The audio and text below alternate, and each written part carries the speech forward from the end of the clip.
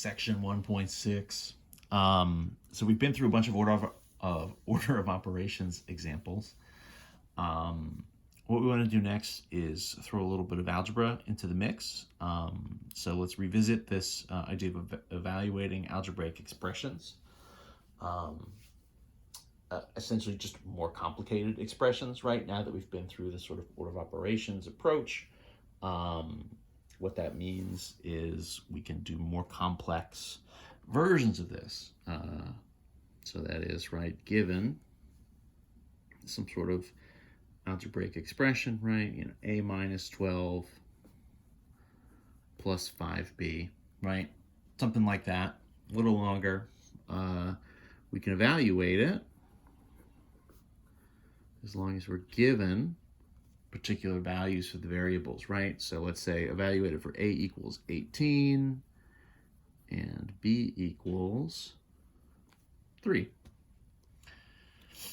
Right? So all we're going to do is the same thing we were doing before when we did these and they were a little bit shorter, right? We're just going to sub in the variables into the expression, and then we'll just have, in theory, right? We'll be back to where we were a video ago in the regular order of operations where we're just crunching through the numbers.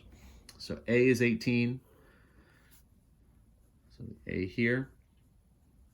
Again, when I sub in, I kind of like to put them in parentheses.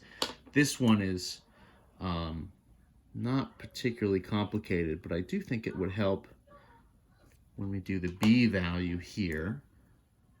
So our b value is 3, right? So this is 5b, which is essentially another way of saying 5 times b, right? You know, if I just wrote a 5 and then a 3 next to it, I would think it was 53. I need to sort of mark that as multiplication, or in this case, right, do the parentheses to kind of indicate that. So I think the parentheses here can help. At this point, right, once we've done that, now we're just going to use our PEMDAS. Right? No, you know, where are our parentheses? Here and here, but they're really just to sort of mark that we subbed in. You know, this is really multiplication, right? So we'll multiply here. There's no exponents, so we'll do 5 times 3 is 15. You know, 18 is 18. Right? And then we have this kind of minus 12. So, you know, in theory, we're just going to run this from here. We're just going to run this from left to right. Now that it's just, you know, subtraction and addition. So we'll do 18 minus 12 first would be 6 plus this 15 is going to mean the final here is 21. So if we evaluate it, right, you know, we're thinking of this expression as a formula or something, and we're kind of subbing in these particular values, well, we're going to end up in this case at 21. You know, in theory, you could throw any numbers you want in here. Again, you know, we're trying to watch a little bit that we're not ending up, with any significant kind of negative values. So we have to watch a little bit.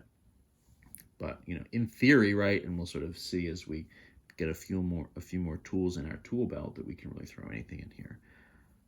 Let's do another one. Let's do m plus the quantity 9 squared minus n, and let's divide that quantity by 10. So let's evaluate that for, what are we going to use? M is 12, and let's do n equals, I don't know, let's do n equals 11.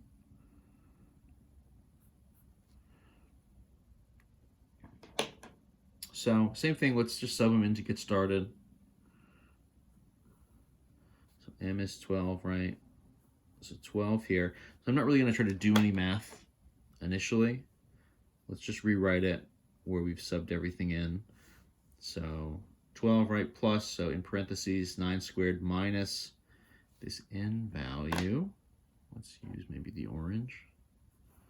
So that's going to be 11. And once we've done everything in that parentheses, we'll divide by 10. So now from a PEMDAS perspective, let me shift this up a little bit to keep it in frame.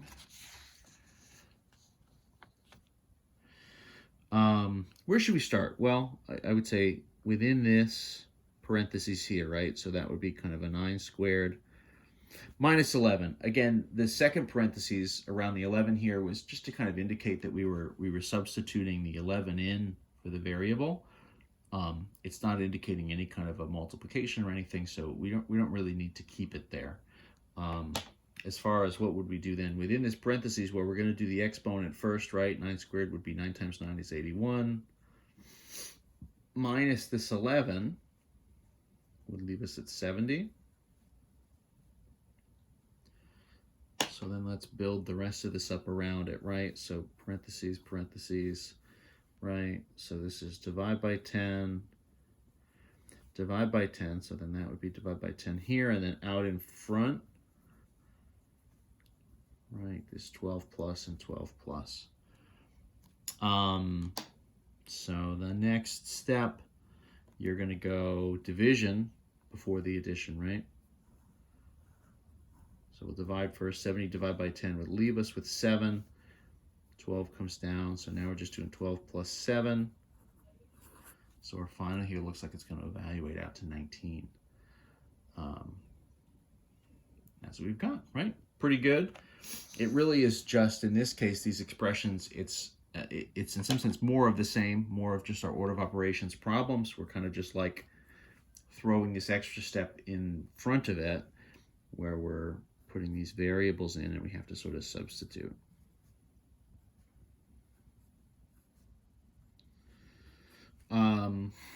I'll do one more. So I'm going to do one that's all variables. Let's substitute. So this is x plus the quantity y squared minus x, and then that whole quantity is divided by x. So let's substitute in this case for x equals 4, and y equals 8.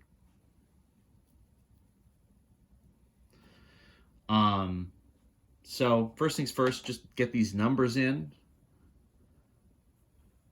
Where do we end up with here? 3 different x's?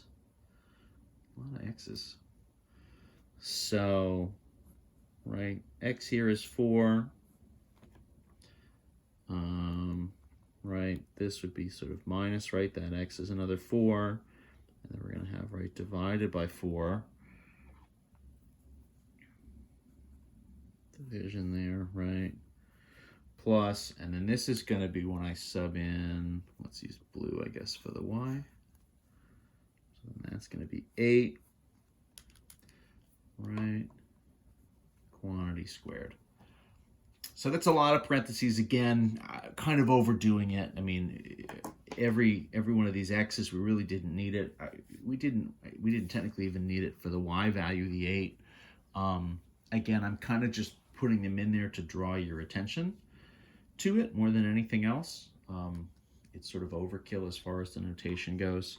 So we'll sort of drop this off here as we're getting started. So in this parentheses, right, as now that we sort of have everything laid out, what are we going to do first? So the parentheses first within inside there, right, it's 8 squared minus 4. So that's going to be, right, 8 squared is 64 minus 4. So in theory, that's going to be a 60. I have to carry this over to the side. So that's in parentheses, right? It's divide by 4, and we have this 4 plus in front.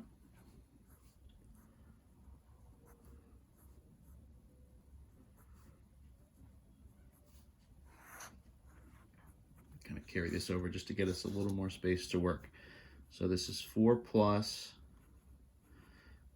60 divided by 4, essentially, right? So that division is going to go before the addition. 60 divided by 4, if I go 4 into 60, it goes evenly, right? 4 is going to go into 6 once.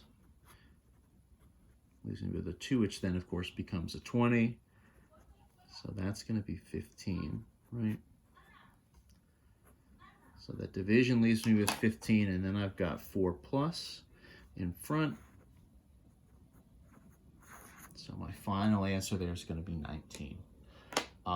What you'll find in particular with these order of operations problems is like You never really know where you're going to end up. You know, as you're going through it, you can maybe anticipate some of the calculations and kind of work them out in your head a little bit as you go. But, you know, the final answer could really end up all over the place. It's never going to be super obvious, just at first glance, exactly how things are going to turn out. So, you know, keep that in mind. You know, don't necessarily assume it's going to end up, oh, wow, what a coincidence here. We ended up just on this page, right? 21 and then 19 and then 19 again. A great example. I wasn't even trying to talk about that. You know, I'm basing some of these examples out of the book, but I did change around some numbers, and you know, kind of randomly are ending up in the same sort of ballpark for these answers, and even the same numbers here with totally different setups. Not on purpose at all, right? It just kind of happens. Anyway, that's the idea, right? That's some stuff. So these algebraic expressions, we're just going to sub in your values, and then it's just a PEMDAS. Then it's just order of operations again, right? So kind of this initial setup stuff and the substitution, and then it's more of the same.